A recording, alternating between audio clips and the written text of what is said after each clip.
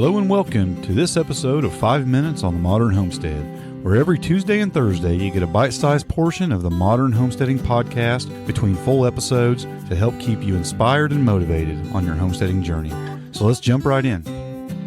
Most homesteaders I know are big on repurposing things, and why wouldn't they be? Repurposing saves money, it reduces waste, so whenever you can find another purpose for something laying around, not getting used, and it might get thrown away, then, repurposing is a good idea. One such item that seems to be common on a homestead are 5-gallon buckets. We use them to carry our feed and water.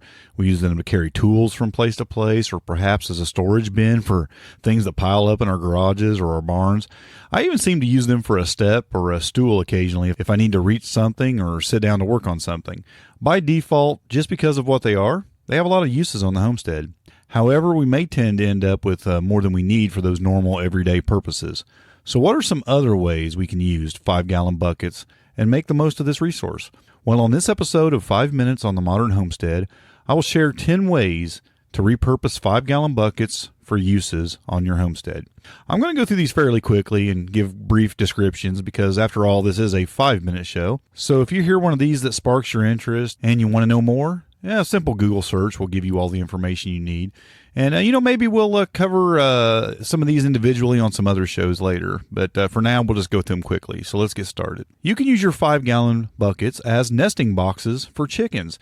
Now, if you lay these down horizontally and cut the lid a certain way and just leave a little bit of the lid at the bottom so your straw doesn't push out of the bucket when the chickens are in there, these work really, really well. Another hack, instead of using the lids, is just to have several of them in a row and put a 2x4 along the front of them just to hold the straw in. You can attach that up there. It keeps the straw in and also creates less of a damaging edge. Those 5-gallon bucket lids can get a little sharp. That plastic can get a little sharp. So a 2x4 works really, really well as well. A second use for a 5-gallon bucket is a mouse trap.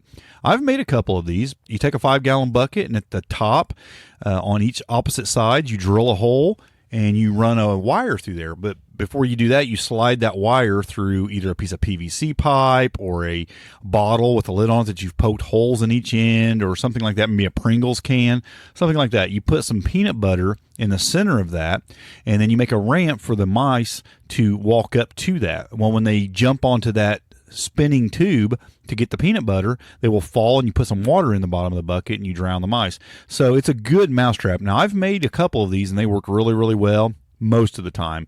Actually, I think some mice figured it out on my homestead at one point and it quit working so well, but it was working really well for a while. You can also use 5-gallon buckets to ferment feed. You need about 6 buckets for this because it really takes about 3 days to get a good ferment on your chicken feed. You want 3 of the buckets with drain holes and lids, and then 3 of the buckets are just normal, no holes or anything. And that's just basically to set the other bucket down in. You will put however much feed you need for one day in one bucket. You will fill that bucket up with water. You want to get it above the feed. Now, that feed's going to swell, so you want to get it way above the feed. You'll after you've done this once or twice, you'll realize how much water you need exactly, and then you leave it set for a day. And then when you pull that bucket up out of there, the reason you had holes in that bucket was because you'll need to drain all the water, all that, and let that set for a few minutes out of the bucket. So when you pull that one up out of it, all the water will go down in the other bucket. And you can hang a hook or something to really get the water really drained out well. And then you'll do it again, and then you'll do it again 3 days. And after 3 days, you'll have good fermented feed. I also say that you'll want lids because you don't want to keep any varmints or anything from getting into that feed while it's sitting there doing this fermenting process. And our 6 buckets works really well because you can have 2 of them for the next day and then 2 for the day after that. And that way you have a constant rotation of your feed buckets.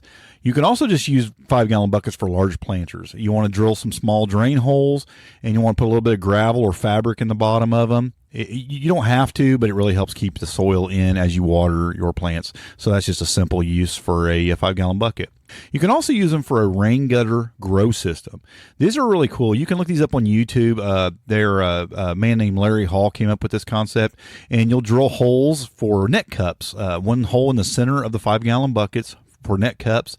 You'll layer the bottom of that bucket with landscape fabric, and you basically just set the net cup part of the bucket down in a rain gutter or a piece of PVC pipe that's filled with water. Of course, you'll need some boards on the sides to hold the bucket up, but the net cut part goes down into the gutter or the PVC, and the water will wick up through the soil and keep your bucket well watered for whatever you have inside the bucket. Well, that's as far as we're going to make it on this episode. So we'll have 5 on this episode and 5 on Thursday's episode. Check back in a couple days and we'll get through the rest of those. I'm Harold Thornbrough, and thanks for joining me for this episode of 5 Minutes on the Modern Homestead. I hope you enjoyed this episode. To learn more or find more episodes, just head on over to haroldthornbrough.com. Thanks for listening.